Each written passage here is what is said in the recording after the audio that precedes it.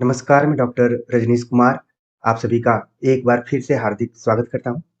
प्रिय विद्यार्थियों, आज जब मैं आप सभी का स्वागत कर रहा हूँ, तो कहीं न कहीं भावुक भी हूँ, खुश भी हूँ और लगता है कि जो हमने पढ़ाई की थी, क्या उसी के मुताबिक हम अपने जीवन में काम कर रहे हैं या फिर रास्ते से भटक गए हैं। लेकिन कभी-कभी लगता है कि जिस हाईवे पर हमारी नज़र है, हम उसके किनारे-किनारे चल रहे हैं।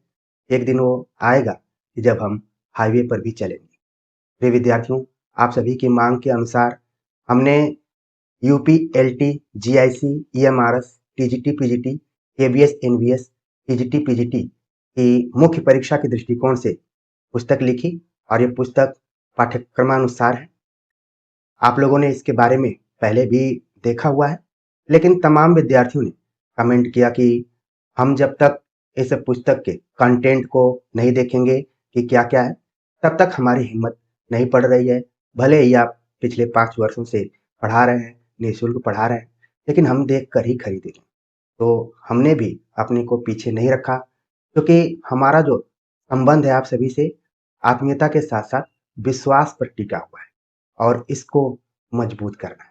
तो प्रिय विद्यार्थियों, आप सभी इस कवर पेज को देख लीजिए। इस पुस्तक के अंदर क्या-क्या है, उस पर एक नज़र हम डालें तो भूमिका, पाठ्यक्रम और पैटर्न, जिन भी परीक्षाओं का हमने नाम लिया है उसका पाठ्यक्रम क्या है और किस तरीके से सवाल पूछे जाएँगे, कितने सवाल ऑब्जेक्टिव होंगे, कितने सवाल सब्जेक्टिव होंगे, उनको लेकर पूरी चर्चा हमने की है। फिर यूनिट वाइज़ इस किताब में प्रश्नों का संकलन किया गया है। हिंदी साहित्य, इतिहास, दर्शन, लेखन की परंपरा, काल विभाजन और नामकरण, कालखंड विशेषताएं, आदिकाल से लेकर आधुनिक काल और इनके अंदर जो भी विविधता है, अलग-अलग शाखाएं हैं, धाराएं हैं, युग हैं, उनकी विशेषताओं को हमने यहाँ पर कवर किया हुआ है। आदिकालीन रचनाकार एवं रचनाएं, उन चुनिंदा रचनाकारों को या फिर रचनाओं पर आधारित किस तरीके से प्रश्न बन सकते हैं, उनको हमने कवर किया है। तो आदिकालीन हो, चाहे भक्तिकालीन, रीतिकालीन, आधुनिक कालीन, प्रमुख रचनाकारों को लेकर हमने चर्चा की है, रचनाओं को लेकर चर्चा की है, जैसा कि आप सभी के सिलेबस में है। जब मैं आप सभी से बातचीत कर रहा हूँ, तो उम्मीद के साथ कर रहा हूँ कि आपने सिलेबस ज़रूर देख लिया होगा और देखा ही नहीं होगा, बल्कि याद कर लिया होगा। इसके बाद हिंदी गद्य साहित्य का इतिहास, क्योंकि आप सभी के बहुत कमेंट्स आ रहे थे कि सब कुछ तो हम तैयार कर लेंगे, लेकिन गद्य साहित्य में जो विविधता है, चाहे वो निबंध हो, नाटक हो, कहानी हो, उपन्यास हो और खास तौर से अन्य गद्य विधाओं में जो पारस्परिक अंतर-विरोध है या फिर अंतर है, उस पर आधारित प्रश्न आएगा, तो हम कैसे करेंगे? उसका भी हमने पूरा समाधान किया हुआ है, पूरा कलेक्शन किया है। आप देखेंगे बुक तो आपको बहुत अच्छा लगेगा। हिंदी के रचनाकार एवं रचनाएँ, जो प्रमुख रचनाकार हैं, उनको हमने सिलेबस में जो दिया गया है, जितने भी सिलेबस में रचनाकार हैं, उनको एक जगह कलेक्ट किया हुआ है और ठोस तरीके से अगर इसको आप पढ़ते हैं, तो जो एमसीक्यू पैटर्न पर सवाल पूछा जा रहा है, ईएमआरएस में खास तौर से और केबीएस में वो आपका पूरा कवर हो जाएगा। इसके लिए आपको अलग से ऑनलाइन किताब ज़्यादा पढ़ने की ज़रूरत नहीं पड़ेगी, बहुत सारी चीज़ें यहाँ पर आप कवर कर लेंगे। आपके सिलेबस में लगा है काव्य का स्वरूप, छंद और अलंकार, इसको भी हमने बहुत ही विधिवत तरीके से कवर किया हुआ है। हिंदी भाषा और देवनागरी लिपि को लेकर जो सिलेबस में दिया गया है, किस तरीके से प्रश्न बन सकते हैं, उन पर भी हमने प्रश्नों को तैयार किया है और उत्तर लिखा हुआ है। हिंदी व्याकरण, जिसको लेकर आप सभी बहुत तनाव में थे कि व्याकरण को लेकर किस तरीके से सवाल बन सकते हैं, उन पर भी हमने पर्याप्त सवाल बनाया हुआ है, जिसको आप देखेंगे, पढ़ेंगे, तो हो सकता है कि 1 से 2 बार में ही आपके दिमाग में पूरा कॉन्सेप्ट बैठ जाए और आप बहुत ही आत्मविश्वास के साथ एग्ज़ाम में लिखेंगे। इतना मुझे विश्वास है कि आपकी कलम एग्ज़ाम में नहीं रुकेगी। फिर हमने और चिंतन-मनन किया, एक बार से फिर वापस गया कालखंड आधारित अति लघु उत्तरीय प्रश्न, जिसको लेकर ईएमआरएस और केवीएस के बच्चे काफ़ी तनाव में थे कि कैसे हम इसकी तैयारी करेंगे। तो हमने आदिकाल से लेकर आधुनिक काल तक सिलेबस में जो भी पॉइंट्स, टॉपिक्स हैं, उनको लेकर छोटे-छोटे अ प्रश्नों को बनाया है और साथ में उनके उत्तरों को लिखा है, जो 50 या फिर 75, 100 इतने शब्दों में लिखे गए हैं। प्रयोजन मूलक हिंदी विविध प्रश्न, इसके अंतर्गत जो भी चाहे भाषागत रहा हो या फिर संस्थाओं से रिलेटेड रहा हो, पत्र-पत्रिकाओं से, विज्ञापन से रिलेटेड सभी क्वेश्चंस को हमने यहाँ पर कवर करने की कोशिश की है। जो कि केवीएस, एनवीएस, टीजीटी, पीजीटी और ईएमआरएस, पीजीटी की परीक्षा के दृष्टिकोण से महत्वपूर्ण है। साथ में अगर आप यूपीएलटी की तैयारी कर रहे हैं, जीआईसी की तैयारी कर रहे हैं, तो जो संस्कृत साहित्य और व्याकरण का पोर्शन लगा हुआ है, जहाँ से सवाल बन सकते हैं, उनको हमने शामिल किया हुआ है।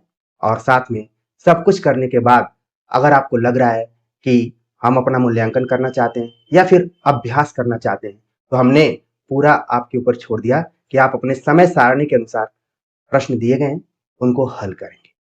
तो चलते हैं आगे भी बात करते हैं। भूमिका, किसी भी पुस्तक की भूमिका आपको पढ़नी बहुत ज़्यादा ज़रूरी है। जैसा कि शुरू में ही हमने कहा कि मैं आलोचनात्मक किताबों को लिखने के बारे में सोचा करता था, रिसर्च आधारित किताबों को लिखने के बारे में सोचा करता था, लेकिन क्या वो परिस्थितियाँ आईं, समय आया और इस चैनल से जैसे आप सभी जुड़ते गए, तो हम भी परीक्षोपयोगी ढंग की किताबें लिखने की कोशिश की है। उसमें बहुत चीज़ें मैटर करती हैं, प्रकाशक को लेकर या फिर जो भी आपको आपसे उम्मीद रखे हुए हैं, वहाँ तक आपकी बात कैसे पहुँचे। चूँकि अनुराग हिंदी एकेडमी एजुकेशनल और लर्निंग प्लेटफ़ॉर्म तो है, साथ में पूरक प्लेटफ़ॉर्म भी है। बहुत सारी चीज़ें ऐसी हैं कि आप यहाँ से कवर कर सकते हैं। तो हमने इसीलिए पुस्तक लिखने की कोशिश की है। हमारा बिल्कुल मकसद नहीं है कि इस किताब को लिखकर हम बहुत धनवान हो जाएँगे। आप तो जानते ही हैं कि हमारे लिए पैसा सेकंड या थर्ड नंबर पर है।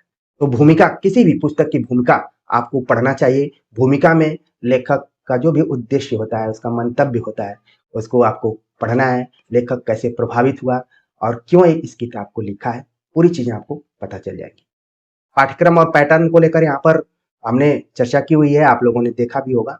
अब जिस चीज़ को लेकर आप सभी बेसब्री से इंतज़ार कर रहे थे कि इस किताब में मटेरियल कैसे होंगे। मटेरियल आप देखेंगे कि हमने जो 100 प्रश्नों की सीरीज़ चलाई हुई थी, उसके बहुत सारे प्रश्न इसमें मिलेंगे, लेकिन उसके अलावा भी इसमें हमने प्रश्नों का कलेक्शन किया है। ईमानदारी से मैं कहूँ तो प्रश्नों को हमने गिना नहीं है, लेकिन अनुमानतः मेरा जो अनुमान है कि 500 से अधिक प्रश्न इसमें हो सकते हैं। हर यूनिट वाइज़ अलग-अलग है, तो हमने उसको काउंट नहीं किया है और हो सकता है कि हमारे कुछ गंभीर विद्यार्थी उसको काउंट करके बता भी दें।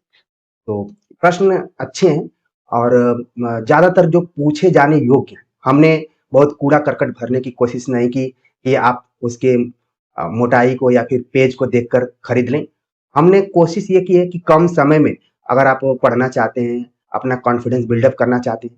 कई बच्चों के कमेंट्स आ रहे हैं कि हम पढ़ने के लिए तो पढ़ रहे हैं, लेकिन सब कुछ भूल जा रहा है, याद ही नहीं हो रहा है, तो क्या करें? तो आपका तो ध्यान परिणाम पर है।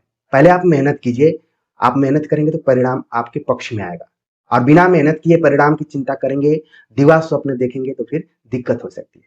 आपके परिणाम को लेकर ही तो हमने कोशिश की है। हमने कभी इस चीज़ का ज़िक्र नहीं किया कि मैं क्या कर रहा हूँ, क्या नहीं कर रहा हूँ। और देखिए, समय रहते मैं कितनी बार आप लोगों से कहा हूँगा कि समय रहते आप सभी का हम सब कुछ पूरा करवा देंगे। देखिए, हमने करवा ही दिया लगभग। प्रश्न आपने देख लिया होगा, आपकी नज़र हमें पूरा है कि काक-चेष्टा बको ध्यानम प्रश्नों पर होगी। तो देखिए किस तरीके से प्रश्न बनाए गए हैं, इनको देखिए इकाई वाइज़ हमने यहाँ पर जोड़ा हुआ है, इसको आप देखकर अनुमान लगा सकते हैं। बहुत सारे प्रश्नों को आप सीरीज़ के अनुसार भी मिला सकते हैं, ठीक है?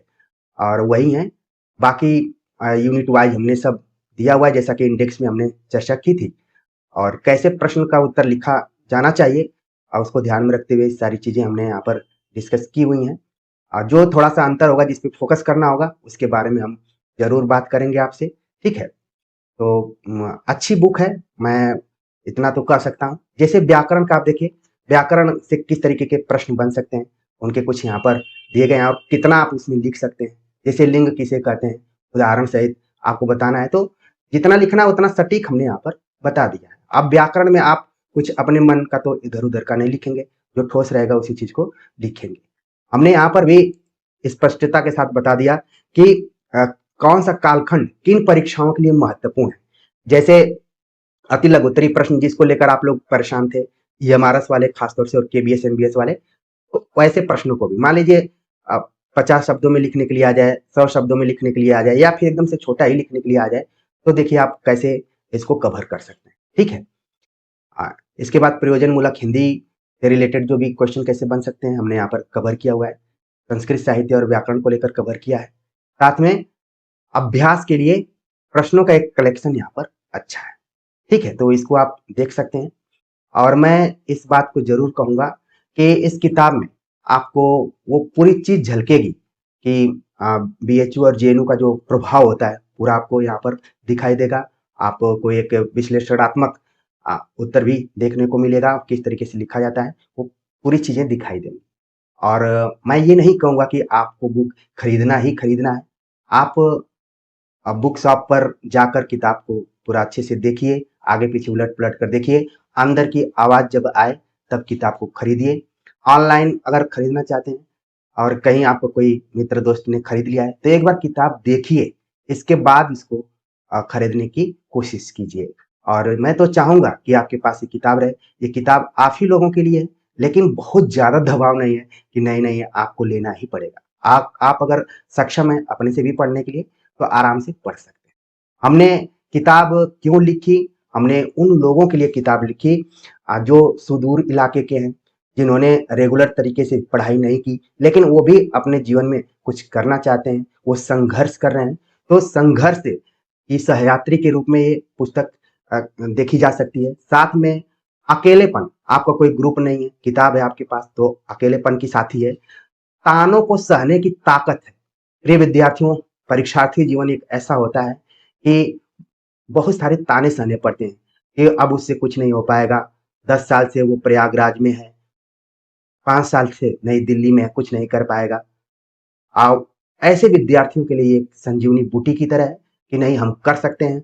हम ऐसे टीचर से पढ़ते हैं जिसकी पृष्ठभूमि हमारे से मिलती है। जब वो व्यक्ति सतह से उठ सकता है तो हम क्यों नहीं उठ सकते हैं। आप लोग देखते होंगे मेरे पास बहुत ज़्यादा संसाधन नहीं है, डिजिटल बोर्ड इत्यादि नहीं है, लेकिन जो हमारी शक्ति है संघर्ष करने की, हार न मानने की, थकने की नहीं बल्कि चलते रहने की है। वही पावर है कि आप सभी हमसे जुड़े हुए हैं। नहीं तो तमाम जगहों पर आप देखेंगे कि कलर पूर्ण चीज़ें बताई जा रही हैं, पूरा रंग के साथ बताई जा रही हैं। लेकिन आप लोगों को मालूम है कि ये व्यक्ति जो है, ये कंटेंट पर ज़रूर फ़ोकस किया होगा और कंटेंट ही तो आपकी जान है, आपको अच्छा नंबर दिलाने में अहम भूमिका निभाएगा। तो ताने से भी बचेंगे, तानों से मोटिवेशन लेना चाहिए, उसको अपनी ताकत बनाना है। टूटने पर उठने की हिम्मत देने वाली ये पुस्तक है। आप अगर टूट चुके होंगे कि मुझसे नहीं हो पाएगा, तो मैं यही कहूँगा कि इस आवाज़ को सुनिए, इस आवाज़ में बहुत पावर है। थोड़ा-सा वक़्त लगेगा हो सकता है समझने में, लेकिन एक एक बार समझ गए, तो फिर आप पीछे मुड़कर नहीं देखेंगे, आगे ही बढ़ते जाएँगे। तुम नहीं कर सकते हो, तुमसे नहीं हो पाएगा, उसके जवाब के रूप में भी है। इस पुस्तक को आप ज़रूर देखिएगा और ऐसा लगेगा कि बार-बार आपके दरवाजे बंद हो रहे हैं।